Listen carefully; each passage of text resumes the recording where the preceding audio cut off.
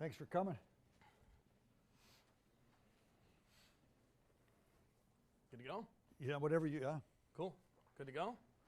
All right, guys. Well, thanks so much for coming. I'm Josh Schaefer. I'm one of the broadcasters for the team. Of course, this is King's new General Manager, Ken Holland. Ken, thanks so much for being with us. Yeah, my pleasure. Nice to be here. We're also streaming live online, so we do have an online audience with some more of our season ticket members, so we're very grateful for everyone joining us today. And Ken, obviously, we're getting really close to opening night. We've got these last two preseason games. So getting excited for opening night? Very excited. I'm excited for the last two preseason games. The first five we've used, lots of young players, lots of players that are competing for jobs, and most of the teams that we've played have done that. So I know that tomorrow night and Saturday, I'm expecting both teams, Utah and Anaheim, to have almost their full roster. So it'll be two really good preseason games. Obviously, we start Tuesday and Wednesday, and right at it with Colorado and Vegas. So be an opportunity here the next two nights next two games to get our game sharp. And made lots of moves last night after the game on the plane on the way home. Made some cuts and sent some back, Green Tree back to juniors. So we're down to almost a team. So you've got pretty much the 23 guys you kind of think we're working with here, and we'll talk about the off-season moves and the way that you've kind of built the team for this upcoming season. But something that we've heard you talk quite a bit about is the analogy of climbing Mount Everest. Trying to get to that ultimate goal. And it's not just the Kings. There's 31 other teams in the NHL that are trying to do the same thing. So what does it take for this team, this group, this season to climb Mount Everest and get to the top before anybody else does? Well, first off, I would, that came from the early 90s, mid-90s when I was in Detroit and we were building. And then Scotty Bowman came in and, we eventually got to the top of Mount Everest, which the Stanley Cup's up there in 1997. And then when I went to Edmonton in 2019, it was kind of the same belief path. And I think number one is this team has been right there 4 years in a row. And of the four playoff series with Edmonton, three were really close. Three were up for grabs.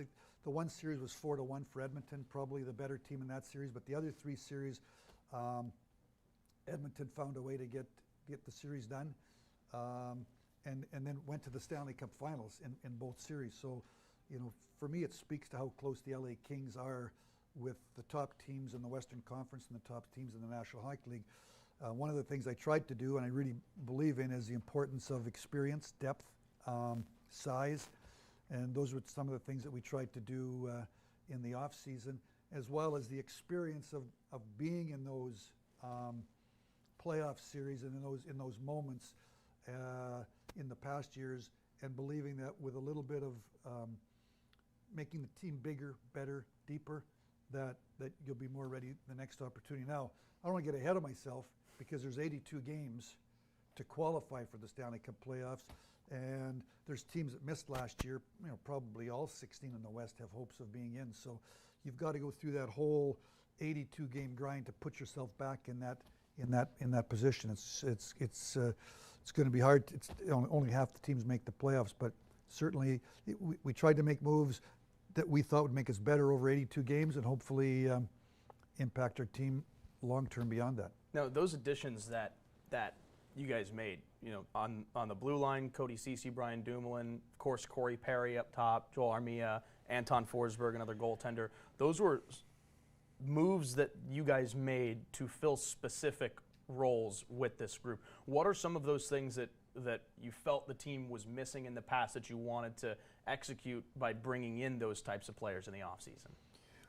Well, I mean, the teams, on opening night, as I made a presentation to the players, and again, I go back to working with Scotty Bowman in Detroit, the importance of being able to defend, keep the puck out of your net. That's what the LA Kings have done the last 2 years. They've been second overall and third overall in goals against. So we need to continue to have a focus on being good defensively. Why do you want to be good defensively? Because, it's hard to score that extra goal. So it's easier, you'd like to be able to win 2-1 instead of having to win 5-4 or 4-3.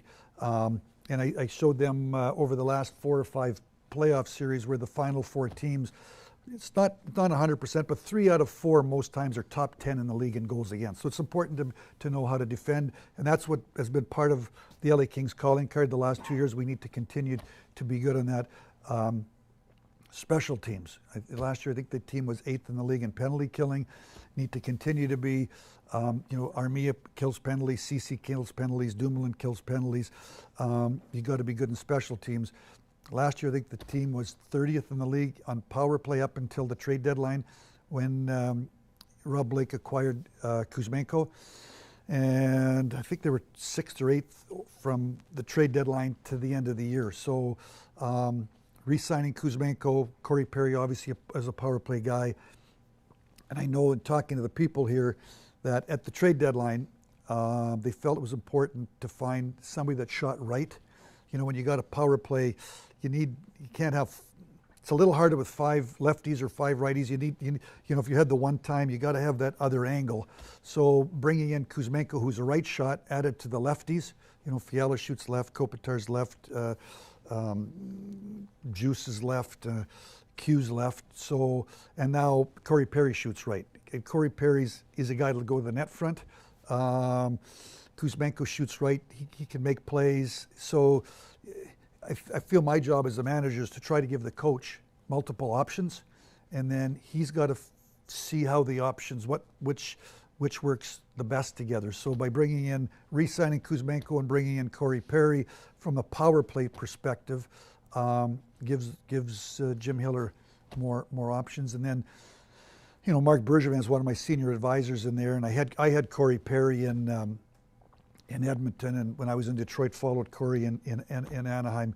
You know, the importance of being good at, I call it the blue paint, you know, around the net, your net around their net, defend your net and get to their net and cause havoc. And certainly on the offensive side, that's one of the things that Corey Perry does. Perry and Armia played on a line together in Montreal when they went to the Stanley Cup Finals. So we're hoping and believing that we brought in a number of people that provide a bunch of different options. We've heard before that the last couple of years the Kings were one of the youngest teams in the playoffs, and you had some veterans this year. But now, I mean, you look up and down the lineup, and you have players like Joel Edmondson, who was brought in last year. Maybe not the flashiest signing, but he had a great season. He's a veteran presence. He's won a Stanley Cup. Brian Dumoulin's won 2 Stanley Cups. Corey Perry has won a Stanley Cup and been to the finals the last couple of years. How important is it to have these young players coming in and taking bigger roles, but at the same time establishing a veteran presence of players who know what it takes to go the distance? Well, I think very important. I think, I think Rob Blake and the people have done a great job here in, rebuilding and getting the team. The team has basically had 100 points a year the last 4 years, 2 99-point seasons, but let's call it 400-point seasons. Hard to get 100 points in the National Hockey League. They've done it basically 4 years in a row with 99. So, our challenge, our goal here is to have another really good regular season. If you want to win in the playoffs, you got to win in the regular season. It's number one, you got to win to get in, but number two, you got to win to have the DNA to know how to win and win. Some nights you got to win 6-5, and some nights you got to win 1-0 and 2-1.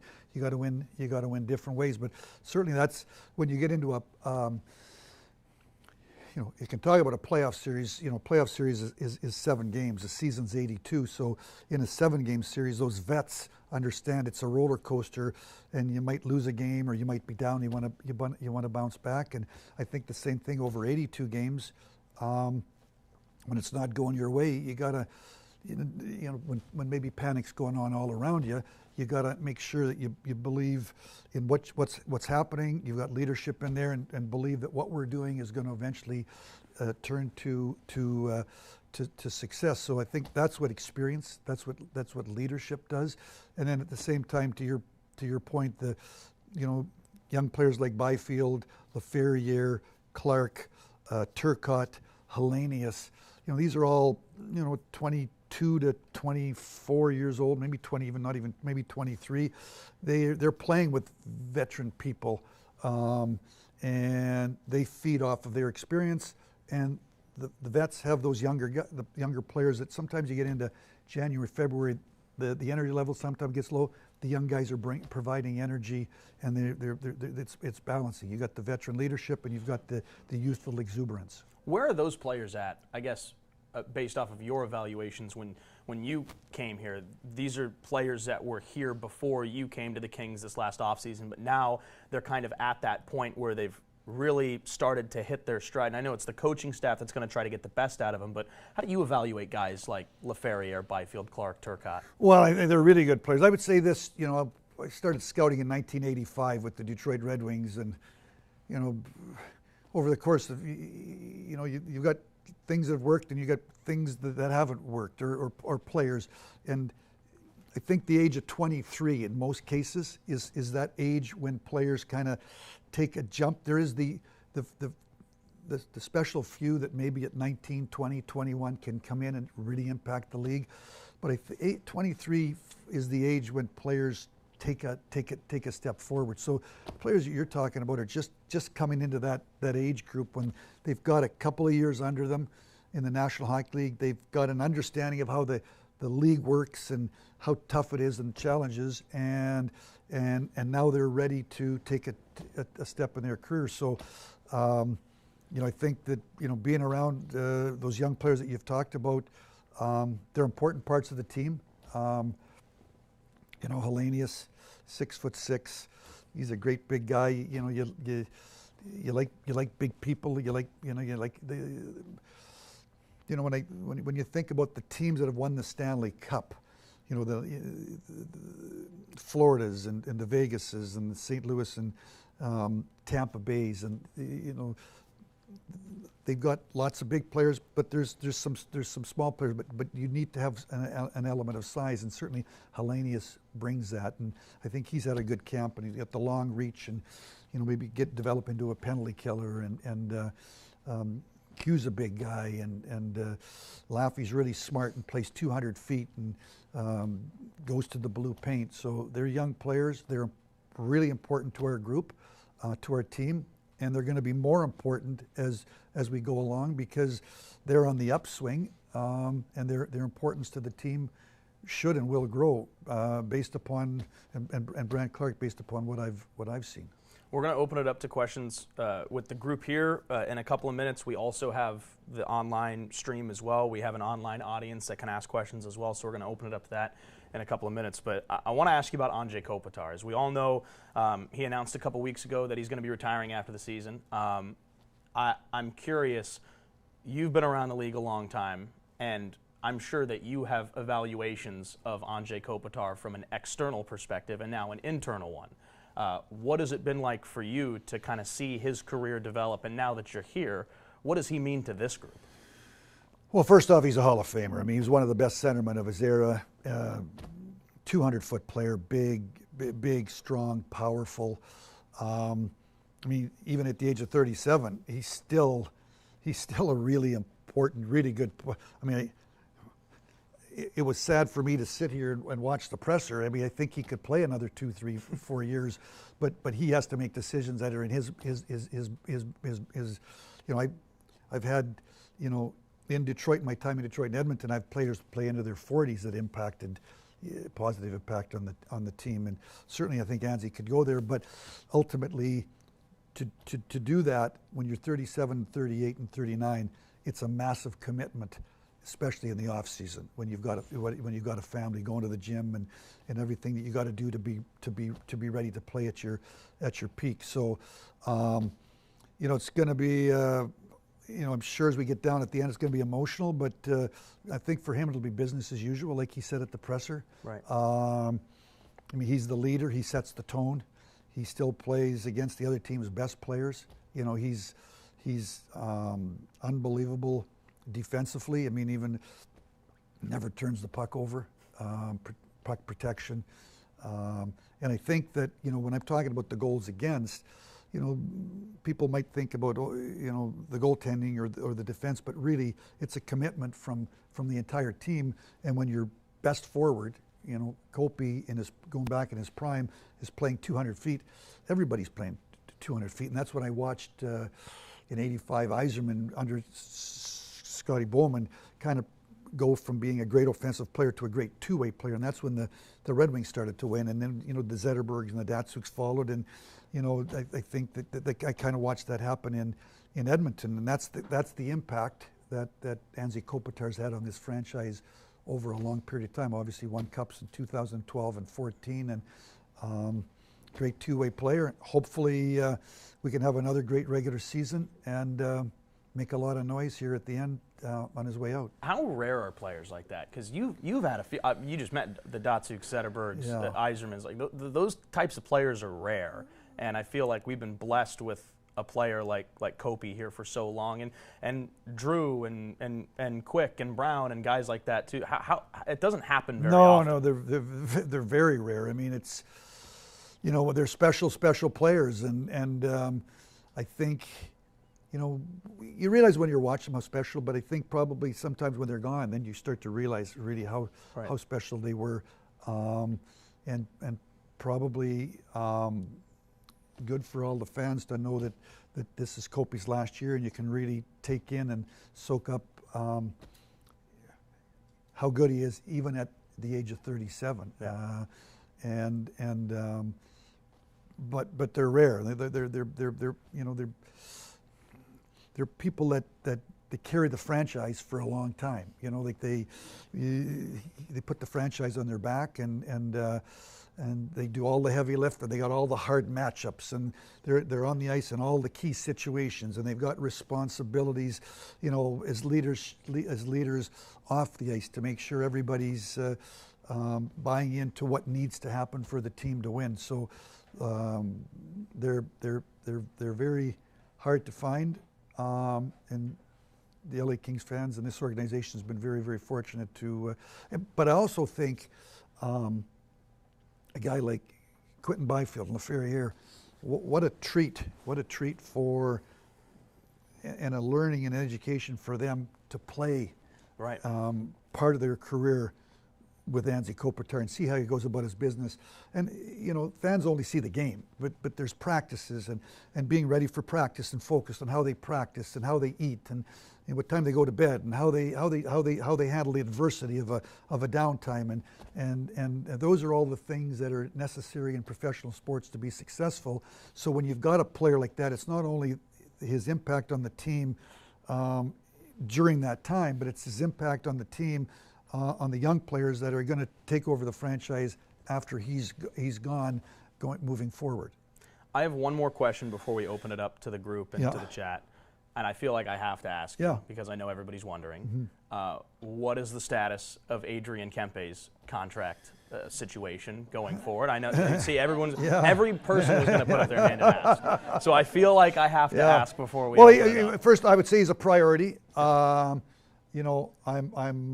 planning that we're going to get him signed. I would say this to you, like, because the cap is going 10 million. Right now, there's kind of an unknown of where all this is. I have had lots of conversations with his agent JP Barry, so I'm optimistic and hopeful at some point in time we're going to get him signed up to a long-term extension. I know and believe that he wants to be here, and I want to get him done. And we got to find that sweet spot that is fair for both sides. It's fair for the player and it's fair for the team because I don't want to have a player that's underpaid, and obviously we want to keep adding to our talent pool and the amateur scouts. I would say this one last thing. I think the amateur scouts have done one thing that has really been impressive in preseason for me is the play of Greentree, the play of Woolley, the play of Bruskovich, and the play of Carter George.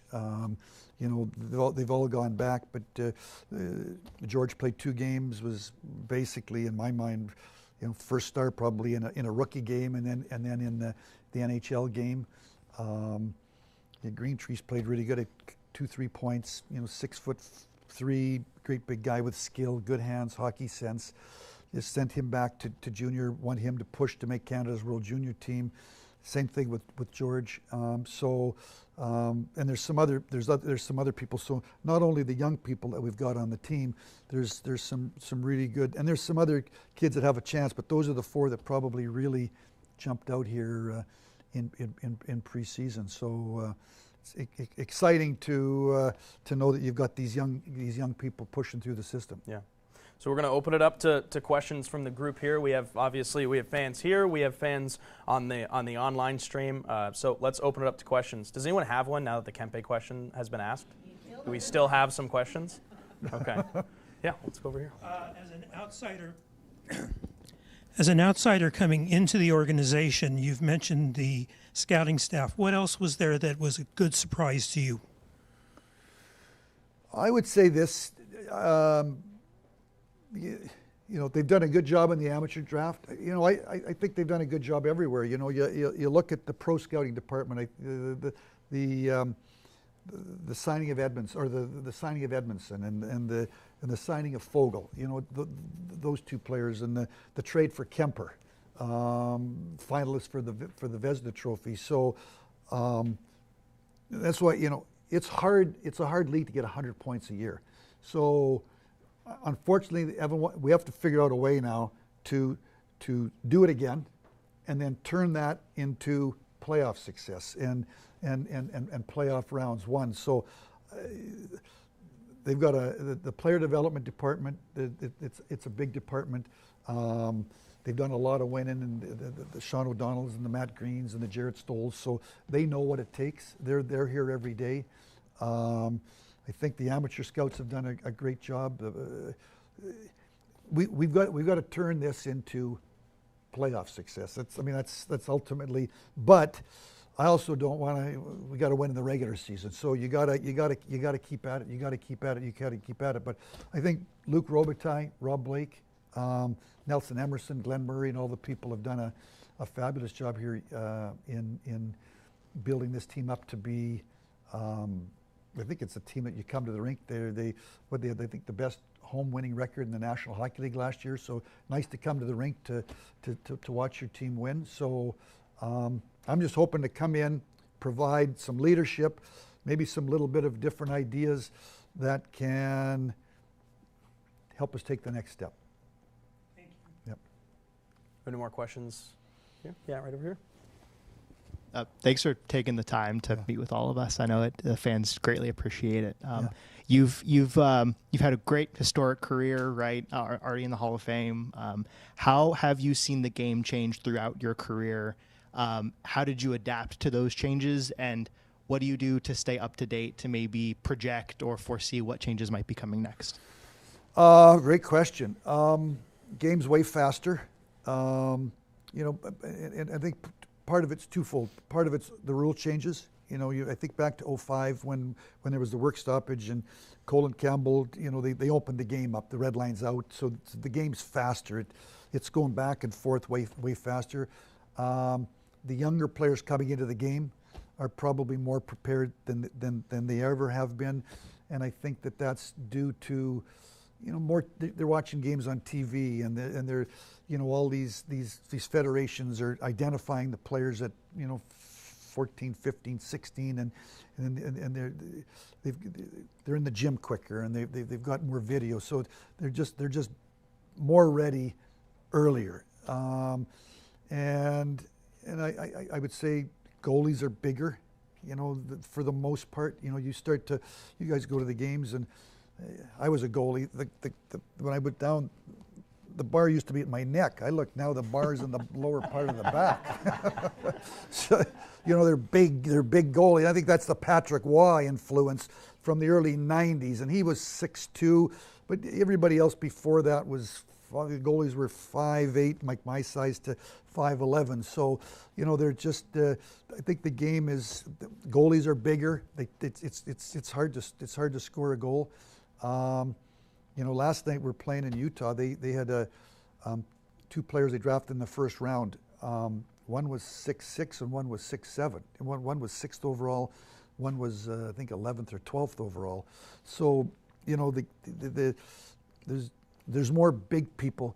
When I was scouting, I started in '85. I would say to you, we were looking at 6-footers. If you were 6'1" and 6'2", you were kind of on the upper side of being big. Well, now we're talking players 6'5", 6'6", 6'7", and they're not drafted in the 7th round, and they're just sort of long shots. They're drafted in the top 10 of the draft because they're going to be players pretty quick. So I think that the game's faster, game's getting bigger.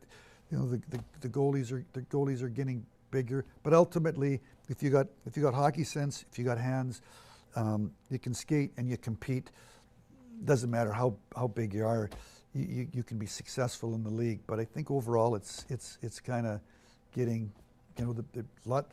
You watch the draft. I mean, there used to be lots of goalies, maybe my size drafted. No, those kind of goalies size aren't getting drafted. So the game's getting bigger, game's getting faster. The rules have opened it up, and then I think obviously with the salary cap,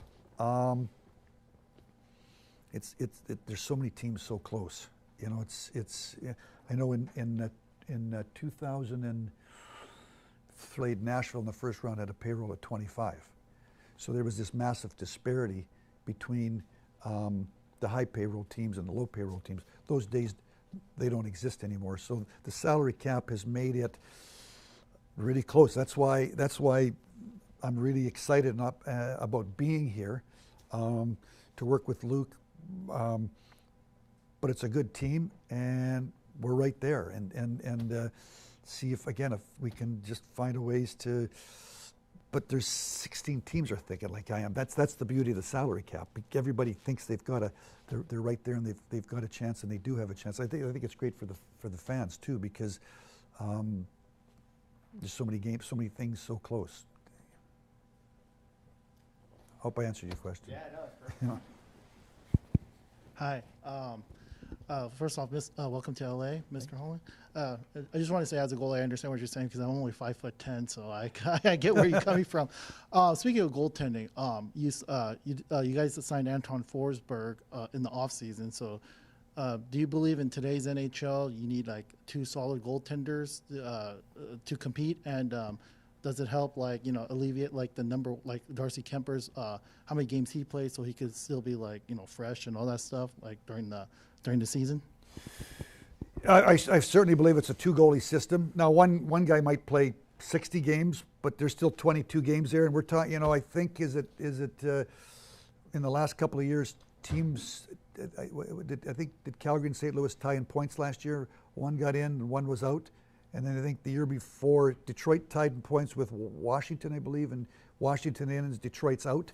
So, at one point. So at the end of the day, the importance of having a 2-goalie system, because even if you have a guy that plays 60 games, those 22 games that the other guy plays could have a major impact on your team. So, it's important to have 2 goalies.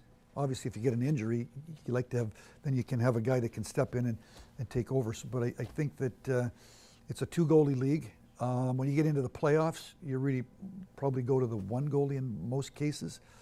But over 82 games, you look at our schedule.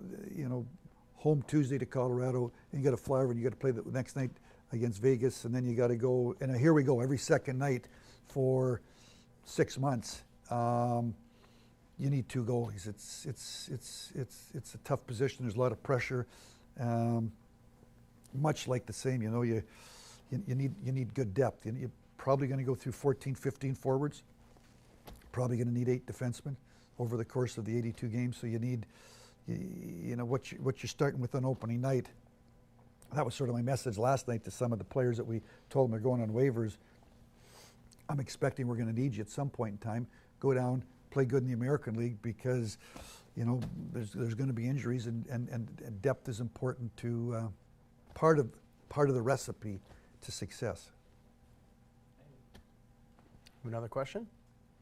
Anybody on this side of the room? We got one here in the front. Welcome to LA. Yeah. I remember the Detroit era where they had the grind line with Draper, McCarty, and Martin LaPointe. Do you see the Kings trying to build a 4th line very similar to that with maybe Malo and Corey Perry as well as Hellenius? It's a great question by you, because certainly having a really, I thought that last year the third line of Deneau, Moore, and Fogle had a real impact on the 105, 106 points. Not only but what they do offensively, but they can play against the other team's best players, and then they can free up. It allows your coach to have, if you're playing a team that doesn't 3 lines deep, and they're only 2 lines deep, then it allows your coach to have a bit of a mismatch, especially at home.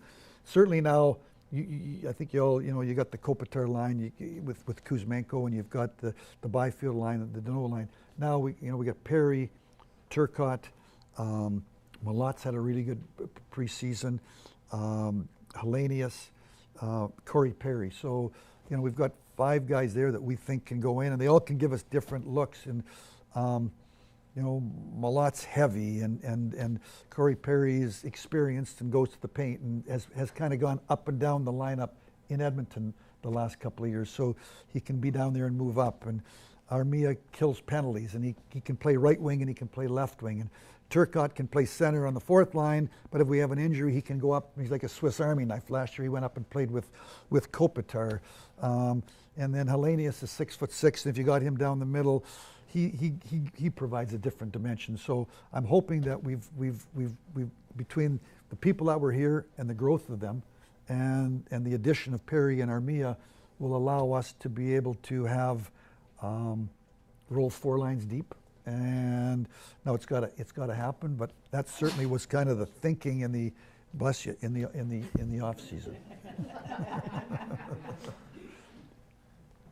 But so it ends up, they had, the Maltby, Draper, McCarty line did that for Detroit in their heyday. Scotty would match them up against the Joe Sakic line or the Forsberg line or whoever, and then it freed up the Yzerman-Fedorov line for somewhere else. So I think that's a bit what the Deneau line did last year. And then not only that, they chipped in I think Fogue said 23 goals was plus 35, and Moore had about 20 goals. So they were a big part of the team, and they're comfortable. When you're playing against the other team's best players, you can't be all in on offense. You're thinking a little defense, and they're comfortable doing that. So hopefully now we can have enough pieces down there to build a 4th line and be able to roll 4 lines. And then obviously if you have some injuries, lots of these guys can kind of, Turcotte has gone up, Armia can go up, Perry can go up a little bit. So hopefully we've got some good depth. Still taking questions. I think we have one from the chat. Yeah, we got a question here from Brandon, and I wanted to bring this up just because you mentioned about injuries. He was asking, last year Drew Doughty suffering an injury was a big loss for a large part of the season, and was asking, were some of the moves during the offseason in a response to try to create some more depth so that if there were injuries that you guys feel like you have a bigger pool of players that can fill in?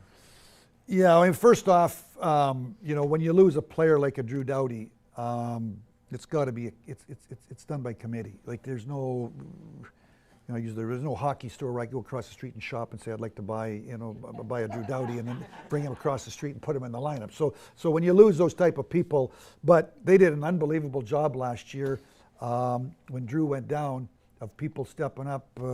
I think Spence stepped in and Brant Clark stepped in, and Gavrikov played a bigger role, and Mikey Anderson and Edmondson.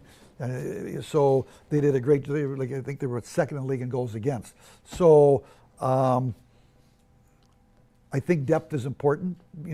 Being around the league as long as I think it's important to have depth. So certainly what we were trying to do in the off season was sign players so that we've got good depth. We got multiple kind of dimensions, different options for the coach to figure out where they all fit.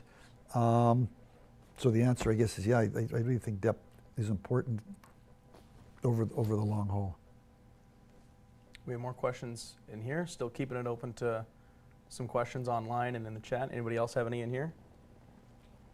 The chat's got plenty of questions. Okay. So we can keep going from the chat. I figured they probably had some. Okay. We've got this one I thought was a really good question from David S. as well.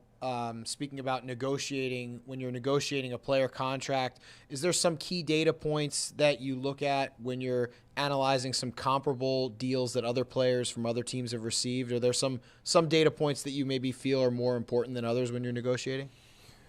Well, I think when you get into a negotiation, I mean, obviously, you know, an unrestricted versus a restricted. So, you know, you got to be in the same pool. You know, you want to look at probably a similar age, similar statistics. You know, goals, assists, points, similar ice time, and you know, these are the things as you go through a negotiation and a conversation with the agent that you ultimately try to find comps that both sides kind of agree that they're comps, then factoring in the comps as to what's the cap doing. You know, for the last 5 years, the cap was basically flat. I think it was 81.5 for 3 years and 82.5. So now obviously the cap is growing. So that's the whole, you know, kind of gamut of things that you got to talk about ultimately to kind of find a solution that both sides can find a deal. I guess as a follow-up, I'm sure it's part of the nature of the job, but how much do you pay attention in your role to what other teams are doing in the league over the course of the season? Well, I mean, it's all. I mean, that's all I do. I mean, I think you know, my job is. I think my job is to take all this information. So you talked about you got your pro scouting department, you got your amateur scouting department, you've got your player development department. You know, you've got your American League team where you're developing players, and then I work with the coach, and you look at the stats every day. When a contract comes out, you look at these contracts. So ultimately, you know, I'll come home one day and my wife will say to me, you know, we got married in 1980, so we married a long time. You know, how'd your day go? What'd you do today? Well, I don't know if I really did anything, but I talked to the coach, I talked to Luke, I talked to pro scouts, I talked to this one, I talked to that. We looked at this, but we didn't make any decisions. And ultimately, you got to have 180 of those days, and you eventually make a decision. Or maybe you make the decision after 60 of those days. But you're constantly gathering information day after day after day after day, going through the information so that when it's time to make a decision, you're as informed as you can be. I mean, so you can't be just focused in on your team and then all of a sudden pop your head up and say, oh, I got to figure out something that's going on here. You know, you gotta, the same thing, you know, as you know, everybody right now, every manager's focusing on his team. So not really any talk with managers. Now maybe 15 games in, if somebody's struggling, maybe they're reaching out and making some calls. But you do know as you start to work your way towards 6 weeks in advance of the trade deadline, phone calls start calling. What are you thinking? What are you thinking? Are you going to be a buyer? Are you going to be a seller? If we're selling, we might do this, we might do that. And you're telling your scouts, start to go that way to that team, or go that way to that team, or look at this player, look at that player. So ultimately, when you work your way towards decision-making time at the trade deadline, you've got this information. Same thing for July the 1st. You know, you're looking at what, you know, who might be unrestricted free agents, how much cap space are we going to potentially got? We got to sign these people, and what do we need? What do we think we need? And then so that when you get to, you know, the middle of June and you're starting to hone in on what you want to do with your team, you've spent this whole period of time gathering information to eventually make decisions. All right. Have any more questions here with the group in attendance?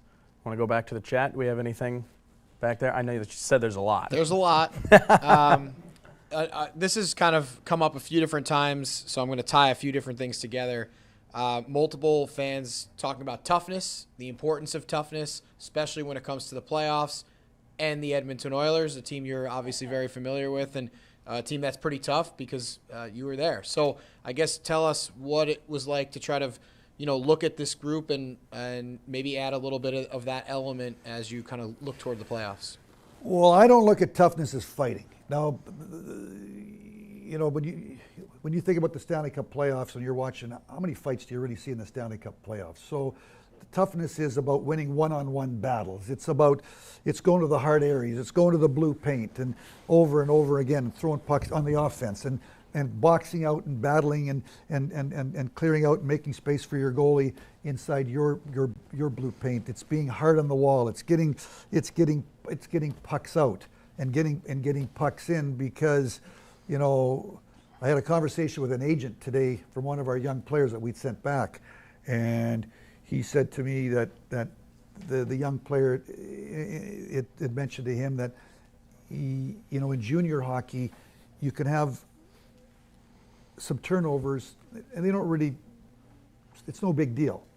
But you understand the importance of protecting the puck and how you turn the puck over at the wrong, and all of a sudden the other team can make you pay. So the toughness that I look at is the ability to win one-on-one battles, to go to those hard areas, to protect those hard areas, to block shots. That to me is toughness. Now, sometime you got to get into a fight. So you have somebody on your roster that can drop the gloves and get into a fight. I believe we do, but for the most part, you're hard to play against. You know, the other team knows it's going to be a hard night. You're going to have to compete for every inch of ice. I think that's the toughness to me that eventually leads to the teams. That's a part of the puzzle to being the last team standing. What else do we have, Jared? I know we got a lot. We got some more. You know, I think, you know, there's a question here from a fan that's asking about Jim Hiller, and I know you were supporting him right away when you got the job. Basically asking, hey, what gives you that confidence? What have you seen from him that shows you that he's the right guy? Well, you know, Jim took over in a tough situation, was it 2 years ago, and he got the team into the Stanley Cup playoffs. And then come back last year with his first really full year with the team, and the team had 100 and finished with the 6th most points in the National Hockey League. I mean, there's 32 teams. There's only 5 teams in the league that had more points. He had the best home winning percentage in the National Hockey League, and it was a great series with Edmonton. So, you know, my belief is that those experiences that he's been through over the last 2 years, and he's been a head coach in junior hockey. You know, he was an assistant coach in Toronto with Mike Babcock. He was an assistant coach in Detroit with Mike Babcock. I was with him when he was Mike's assistant. You know, he's just coming into his 3rd year as being an NHL head coach everyday basis, and I think he's done a great job in coming in and, I don't know, for lack of saving the season or getting the team in, and then had a great year last year. And hard to evaluate a player or a coach's job on 6 games when you're playing 82. And I think what I learned in my time in Detroit and Edmonton, you know, you gotta, and you gotta believe. Sometimes you're gonna, but every time there's a little bit of adversity, you can't just be moving people out and moving people in. I don't think that's the answer either. You gotta have some stability, and I think that Jim has done a great job. He's got a lot of experience. He's worked under Lou Lamoriello as a manager. You know, he's worked in Toronto with Mike Babcock and Kyle Dubas and those people. So I think he's done a great job, and I think he's a real good leader for this team. I think we've got time for 1, maybe 2 more questions, but want to make sure that if anybody here has any more, we'll stick with the group that's here. Yeah, go ahead. I don't want to monopolize. So today you had announced, the team announced a bunch of roster choices, right? Yeah. And you kind of whittle it down to the big group. And that group includes 8 defensemen, which I think is not particularly common. Can you walk us through your thought process on keeping those 8? What stands out about them? And maybe if you can foresee keeping those 8 throughout all 82? Well, first off, we wanted 8 defensemen for the last 2 preseason games. And then the other factor is that last night, I don't know if you probably, I was on TV here, Burroughs blocked a shot, and he left the game in the first period and didn't come back. So he's had some X-rays. He's went for some further tests. So I'm not sure if he's healthy or not, or the X-rays have showed nothing, but we just want to be sure. So so, you know, we would have kept 8 defensemen anyways, at least until Sunday, and then we were going to decide on Sunday. But now I got to see what's going on with Burrows, how injured he is. But you know, Burrows was on the team last year. Movervar was on the team last year.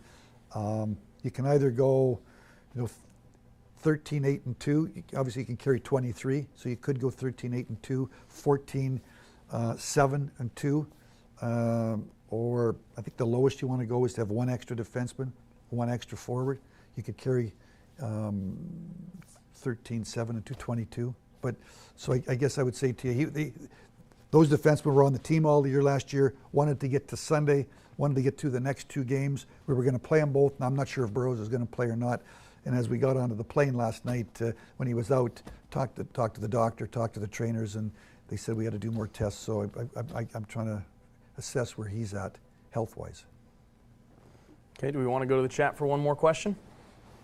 How about if I just ask the last question? I'd love to hear what you So you just talked about cutting down the roster. You mentioned some of these young players that have been so impressive. I think a lot of the fans have gotten to watch those players, whether it was in Irvine or at some of these preseason games. What were your conversations like with those players who you're telling them to go back, but you were impressed, right? They definitely had some good things, especially like a guy like Carter George. What was it like kind of telling them, hey, you're not ready for the Kings yet, but we like what you're doing? I got to tell you, like, that's my job, that's my responsibility. You're kind of crushing dreams a little bit, and it's not a lot of fun. And you know, in some cases, I think the player knows it and expects it, but there are those few every year that feel that they've played well enough. And I think back to my time as a player.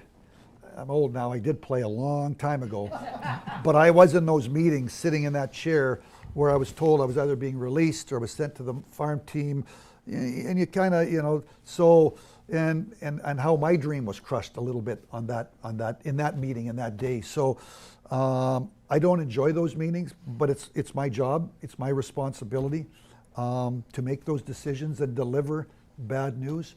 So I guess I don't really enjoy doing it, but in some cases I think they know what's coming, and I like to try to give them some things that I think that I've seen that they need to add to their game or change or do their game to take the next step to become NHL. And maybe in some cases it's just they got to go back and